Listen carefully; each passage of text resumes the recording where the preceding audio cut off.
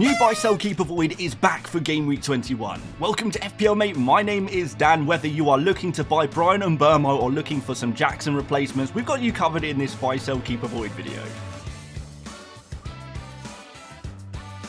Before we get started, the latest episode of the Stick to FPL podcast is now up, and I'd really appreciate if you went over and checked it out. We had some long discussion about midfielders and forwards in particular, and what kind of players you might be looking at buying and selling right now. So go check it out, link in the description, or you can search Stick to FPL on your favorite podcast platform. As for this video, well, it's going to be working the same as usual. The first section of the video will be talking about those players that you might be thinking about selling and whether you should actually keep them or not. After that, we'll be looking at the replacements, who you should buy and who you should sell. Players will be tier listed with the best players on top and the worst players at the bottom. And we're going to start off as always with the forwards, which ones you should keep and which ones you should sell. And guys, I just want to say thank you so much for all of the support on this video series recently. I know when we first updated buy, sell, keep, avoid, there were a few people who were maybe unsure about the new structure, but it seems to be going really, really well at the moment, and I just really appreciate all of your support and likes and comments and all of that good stuff. So cheers, guys. But we need to look at some forwards, and we've got a few players in the keep category, and Gabriel Jesus is the first player in that category. Obviously, he blanks in Game Week 20, which may put some people off, but 3 goals and 2 assists in his past 4 appearances is actually very, very impressive indeed. If we look here, we've got good fixtures coming up. Spurs at home next. We know they have big defensive issues at the moment and are currently tracking as the second worst defence in the Premier League on current form. They're just conceding so many chances and so many goals. After that, we have Villa, Wolves and Man City, which aren't too bad fixtures either. They're kind of somewhere in the middle there. So I still think there's plenty of good fixtures to come. Jesus didn't start in the League Cup, which was kind of relieving in a way. He's played so many minutes recently, and with Arsenal losing that game, I would expect Jesus to come straight back into the starting lineup in the Premier League. Plenty of shots, plenty of big chances. 5 big chances is really, really good for him, and a decent enough XG here that we can justify him as a pick. Chris Wood is another player here who has been overperforming a little bit. Maybe that's an understatement. 3 goals from 1.35 XG, but as we know with Wood, if he has a big chance, he's probably going to score it.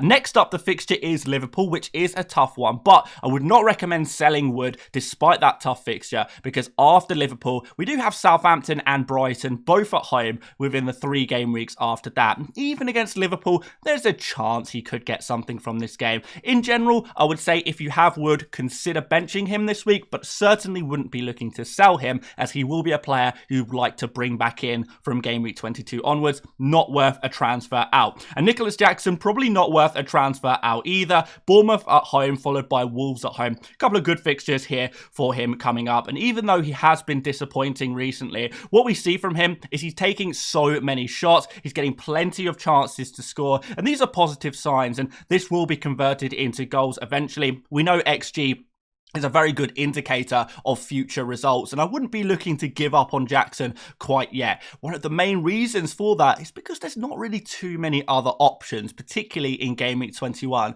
if you are looking to replace Jackson. We will be going through the forward buys, of course, but I think you're soon going to see that there's not really too much better than a forward who should be nailed on from here on, with okay XG numbers, very good shots and shots in the box numbers, like the best in the Premier League pretty much at this point. He's got good numbers, and I think that will be converted soon. Monitor Wissa. I think Man City at home is not as good of a fixture as it perhaps was a few weeks ago, with Man City improving. And of course, Brentford do face Liverpool after that. Crystal Palace away is an okay fixture, but it's really from Game Week 24 onwards where Wissa's fixtures really do improve. But at 6.2 million, nice cheap price tag, it might be worth holding on to him. So one to monitor there. Cunha, also a player with pretty choppy fixtures over this next run. Newcastle away is a really tough fixture, with this team and this Newcastle team being in some great form at the moment. But we do know that Cunha produces moments of magic, and therefore he's always going to have a chance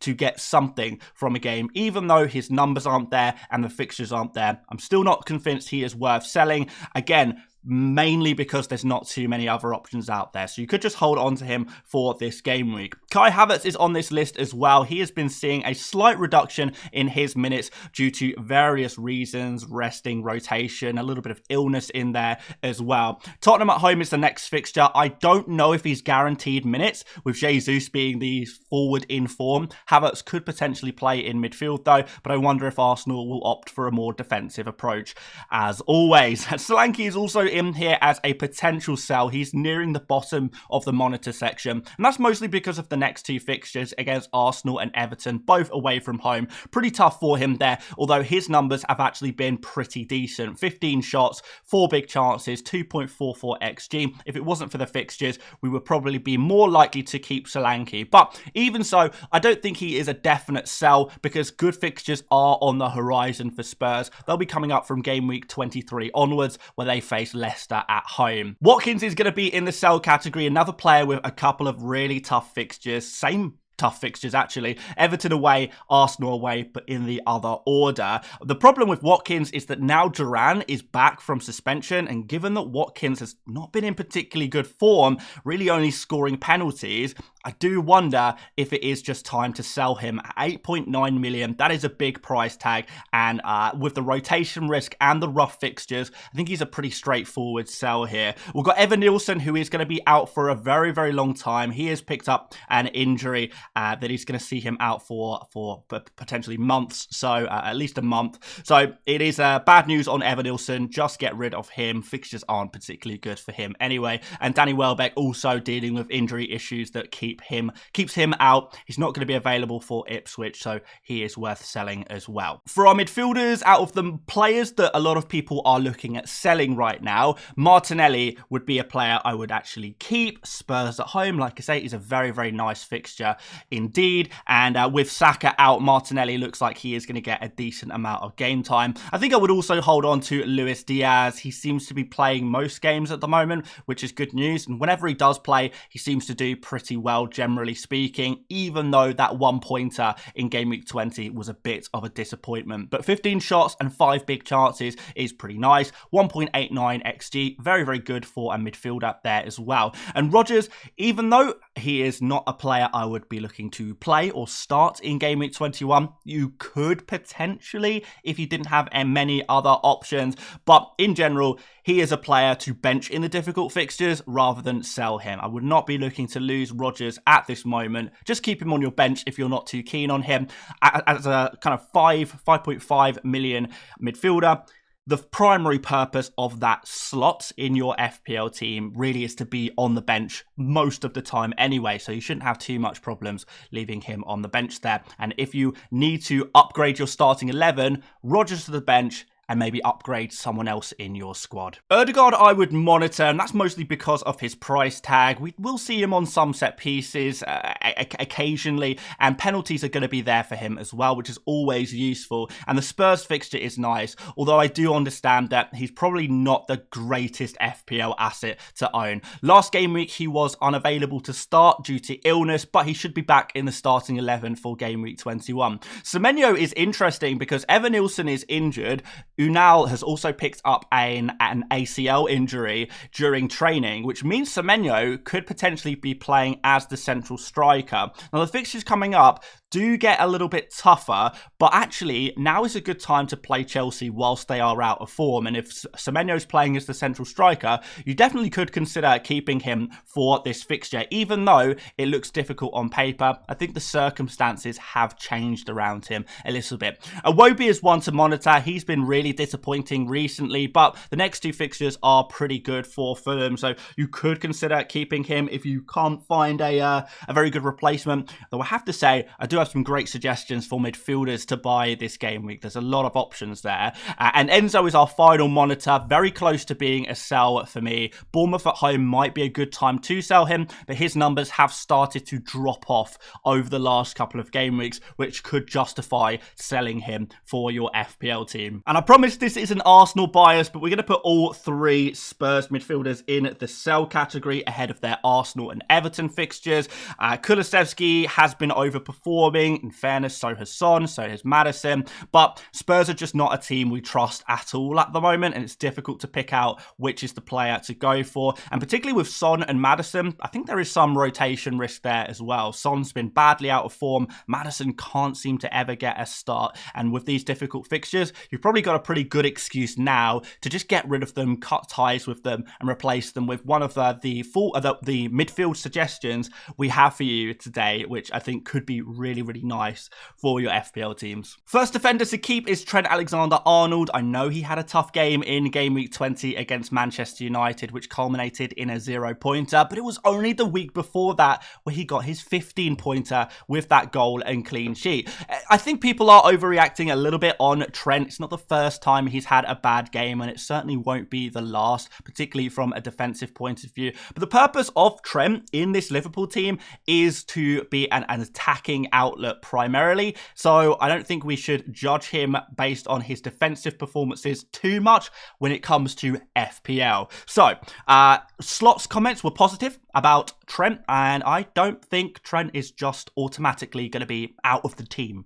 Now, the next few fixtures, I think there are opportunities here. Forest don't score too many goals, don't create too many chances, so there is going to be a chance for a clean sheet here. And we've got Brentford and Ipswich after that, which will provide attacking opportunities. We also know that Liverpool will have their double game week in the near future. The earliest prediction is in Game Week 24, so you're going to want to hold on to your Liverpool players in general. Robinson is also on here. Disappointing result from him last game week, but we really own Robinson for his attacking threat. And playing as an advanced left wing back has been really beneficial to his potential as an FPL asset. He plays West Ham next, followed by Leicester. 2 pretty good fixtures, although we might see a new manager bounce from West Ham as they've just signed Graham Potter as their new manager. Something to be aware of, but what we usually see with new managers is the defense solidifying is the first thing we see. So actually, if you're looking for clean sheets, I still think there is good potential there from Robinson.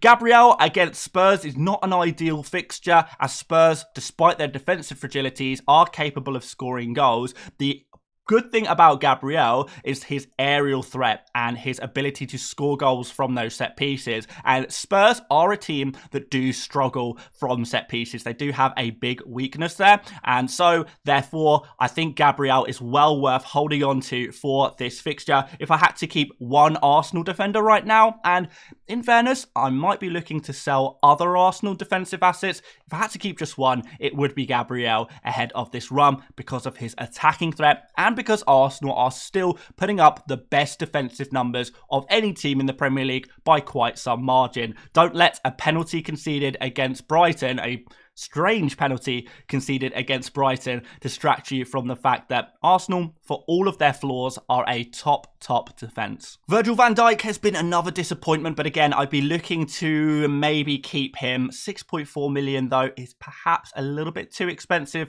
for what he is offering at the moment, but I don't think he is a must-sell by any stretch of the imagination. Aina, I would look to monitor right now. I think you could still keep him, to be fair, even in this tough fixture against Liverpool. You would just put him on the bench for this week, play him against Southampton, and then depending on what other defenders you have, you might play him against Bournemouth and Brighton. But I, to a degree, understand why some people might be looking to sell him right now, particularly if you have other defenders who you think you would prefer to play each week. If you've got, like, I don't know, Lewis Hall or Robinson, but only one slot for a cheap defender, and you've got Aina in there as well, Aina is probably not making the cut above, you know, Hall, Robinson, Munoz over the next few game weeks. So I do understand it, but for most people, I think he is going to be a bench for Game Week 21 and play in future game weeks. But that's going to depend a little bit on your defensive setup right now. Pedro Porro is another player you can bench this game week. The good thing about Porro is that after Arsenal, Everton for a defender is a pretty good fixture. And if Spurs are going to start keeping some clean sheets, or at least have a chance of keeping some clean sheets,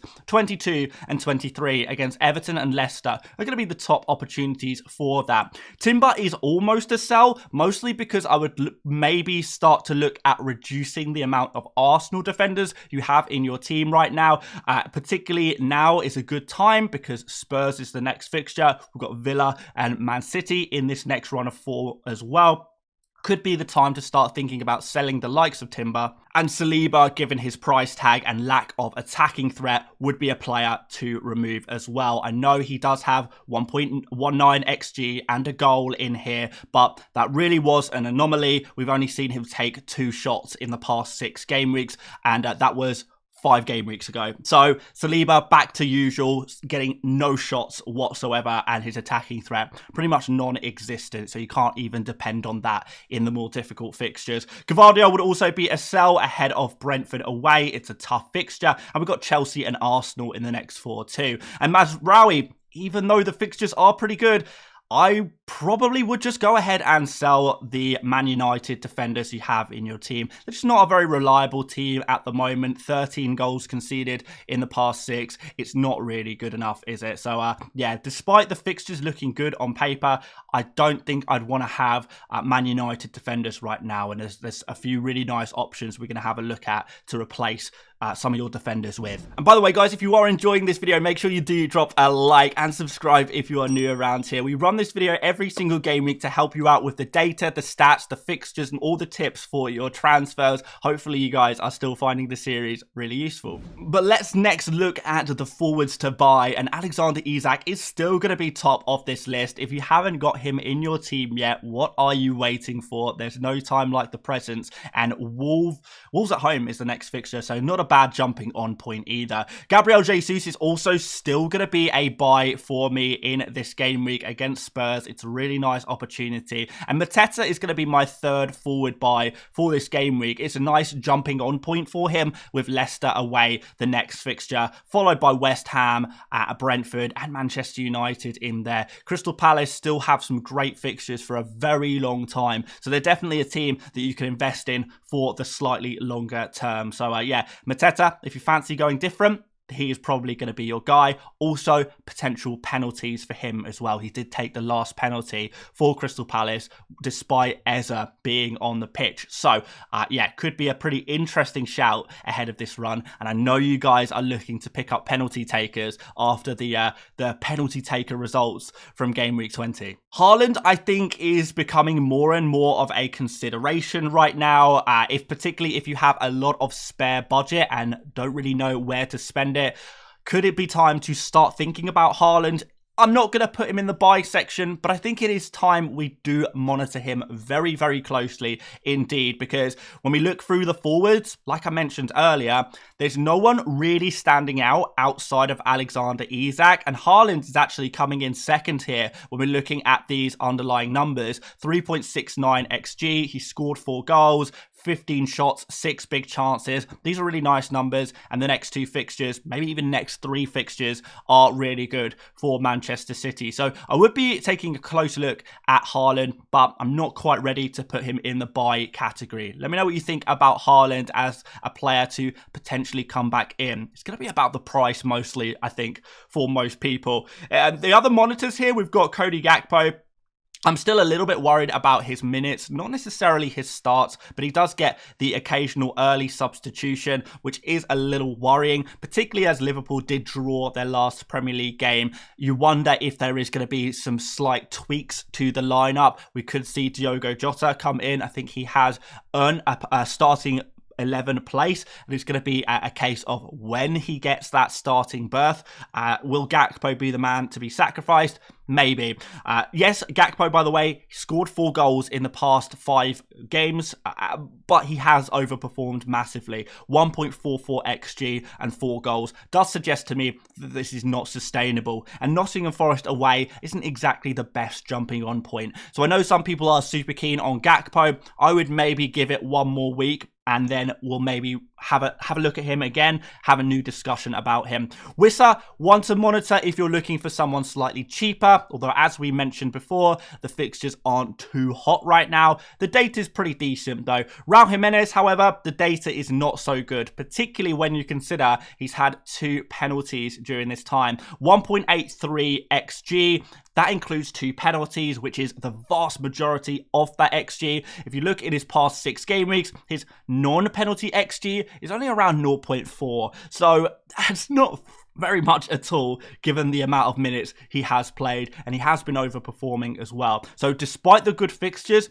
I'm not too convinced by Raul Jimenez. You are going to be depending on penalties a little bit for those results. And while João Pedro is definitely a keep if you already have him, I don't think I would be buying him right now. After Ipswich, the fixtures do get a lot rougher for him. And again, outside of that penalty and outside of those 2 fairly jammy assists, he hasn't really been doing much. In fact, per start, his numbers are around 0.1 XG per game, 0.1 XA per game, which suggests that he's predicted to get an attacking return once every 5 games. Not sure that's quite good enough. I think maybe we can do slightly better with Wissa and Raul Jimenez. But of course, like I say, I wouldn't look to sell João Pedro ahead of the Ipswich fixture, but at the same time, I don't think I'd buy him either. Here would be a transfer out waiting to happen. And Wood, despite his great form, it's not the time to buy him. Against Liverpool, I just don't think this is the right moment for him. I know people will say, well, last time Forest played Liverpool, Forest actually won 1-0, but that was very surprising. And when we're talking about trying to give FPL tips, we can't just predict surprises all the time. We kind of have to look at what's the most likely outcome. And if you personally do think there is going to be a surprise here, then obviously you can go against anything that we do say in these videos. That's absolutely fine, but I can't really predict for the unpredictable, if that makes sense. Of course, Chris Wood, after Gameweek 21, there's plenty of great opportunities to hop in on him, but I do think a lot of Wood owners, current owners, will be looking to bench him. So certainly not really looking to buy him this week ahead of the Liverpool fixture. I think you can wait 1 more week before going in on him. And Cunha is another player I wouldn't really be making any strong efforts to buy either. Another player with pretty weak data here and some tough fixtures. Yes, he can produce those moments of magic. Probably not worth selling either, but not worth buying either. And I think that's the trend with all of these avoids. Yes, I wouldn't buy them, but I don't think I would sell them either. It is possible for a player to be an avoid, but also a keep. That's the great thing about these videos. Okay, we've got some great midfielders for you guys, and the top 3 for buys this week are all a little bit pricier, and that's going to be Gordon and Burmo and Bruno Fernandes. Yes, these are players who have been in some of the better form among midfielders of recent game weeks.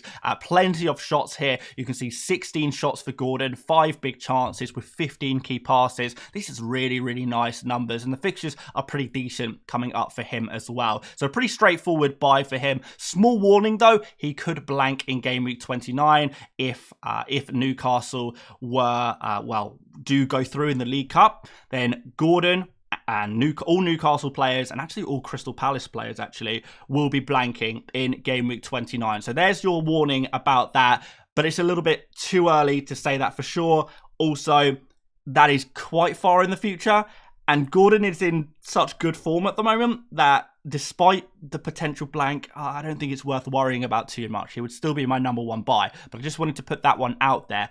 We will be doing more videos on fixtures and chip strategy very soon to help you navigate those kinds of things. I've got Brian and Burmo in here as well. Penalty taker, nailed on player. The fixtures are a little bit tough. Man City and Crystal Palace, you might be able to get something out of that. But in general, I still think he is worth buying. He's one of those players I think we understand at this point. You just buy him, you just hold him in your team, and you make transfers on the other areas of your pitch rather than worrying about Mbermo hokey cokies. Get him in, leave him in. His form has certainly improved. We mentioned this in last game week's episode of Buy, Sell, Keep, Avoid, that Mbermo's form has actually improved a lot from that time maybe a month ago where we were a little worried about him. I think that has kind of settled now. But Bruno Fernandes also in here as well. Great jumping on point ahead of Southampton and Brighton. He's been in reasonably decent form.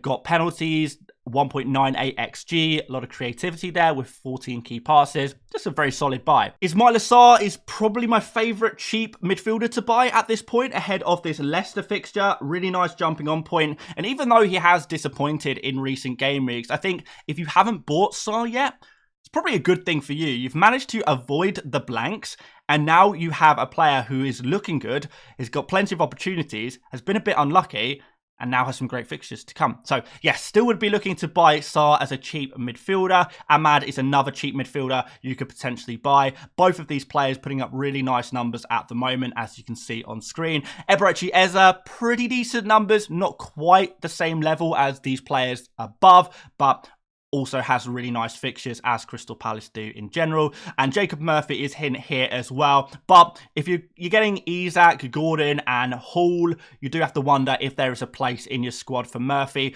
Murphy's numbers have started to tail off a little bit over the last 2 game weeks as well. But in general, over the past 6, he has been a pretty reliable FPL asset. Savio, I don't think I would bother with. There's always going to be some rotation risk with Pep Guardiola. And the next 2 fixtures are the only really good ones. I think he is just problems waiting to happen, even though he could be okay in the super short term. I'm not super keen. Gibbs White, bad fixture, bad jumping on point. Give it 1 more week and we'll have another look at Gibbs White. But he's another player who's been massively overperforming on those goals. 3 goals from 0.79 XG doesn't look too sustainable to me.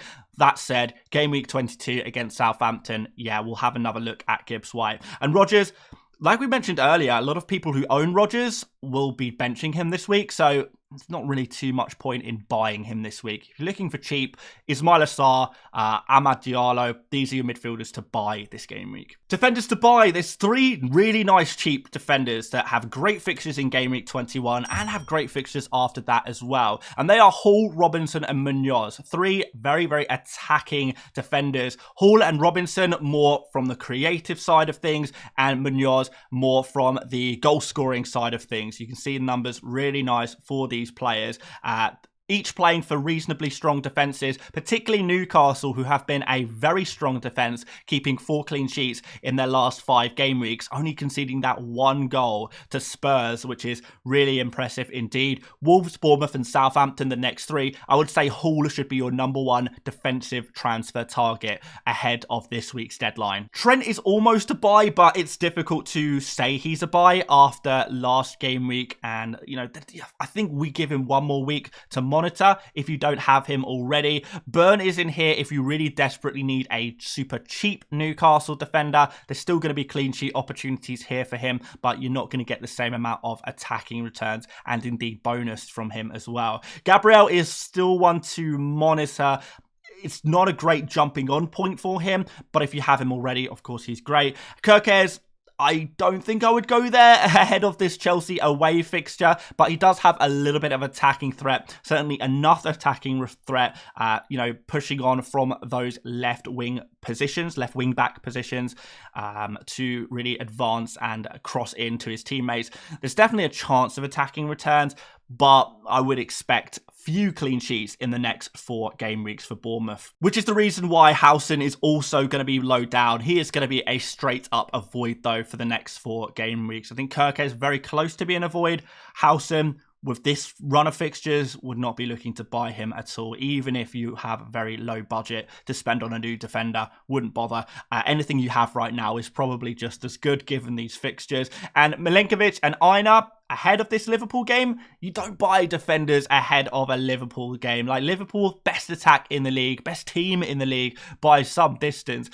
You certainly don't buy defenders that are about to face Liverpool. Again, I know people will say they kept a clean sheet last time, but that was surprising. We're not going to have surprises every single time that these 2 teams faced each other, surely. So, I'm going to play the odds here, and I'm going to put the Nottingham Forest defenders in the avoid category for this game week, and we will revisit them in game week 22. As always, it is about jumping on players at the right moment. And I don't think this is the right moment for Forest. Quickly on goalkeepers, Raya and Sells are worth keeping despite their tough fixtures. They're nice long-term holds, so would not be looking to sell them. Kepa Arrizabalaga is going to be unavailable to play against Chelsea and has some tough fixtures coming up. So actually, you could sell him this week. Edison would look to sell, tough fixtures from a defensive perspective here. Allison, I would probably buy as an expensive goalkeeper with with one eye on a potential double in the near future, double game week, that is. Henderson has really nice fixtures if you're looking for a super cheap goalkeeper, I suppose, and sells ahead of Liverpool. Wouldn't buy him this week. Dubravka, he's been doing really well, but Nick Pope is going to be back in the Newcastle starting lineup very, very soon in the Premier League. So Dubravka at this point is so short term as a pick that I wouldn't even bother going there. If you're looking for a Newcastle defender, Lewis Hall is your guy. But that's all the players we're going to talk about today. If there's anyone you feel that I missed out from today's video you want me to talk about, please do let me know in the comment section and we can discuss any players you'd like to. Are they a buy, a sell, a keep, or an avoid? Just let me know down in the comments, as well as any other opinions or questions you have ahead of this game week. And, transfer related questions, always very welcome. And also, any feedback on buy, sell, keep, avoid? Are we doing a good job? Is there anything you'd like to see changing? So I just want this series to be the best FPL series on YouTube. I would love for that to happen. So I want to keep improving this if at all possible. But guys, that is the end of the video. If you enjoyed, make sure you do drop a like on the video. Do subscribe if you are new around here as well. And I will see you on the next video. Make sure to check out Stick to FPL as well. Link in the description. Use your search. You know the drill. See you later, guys. Bye-bye.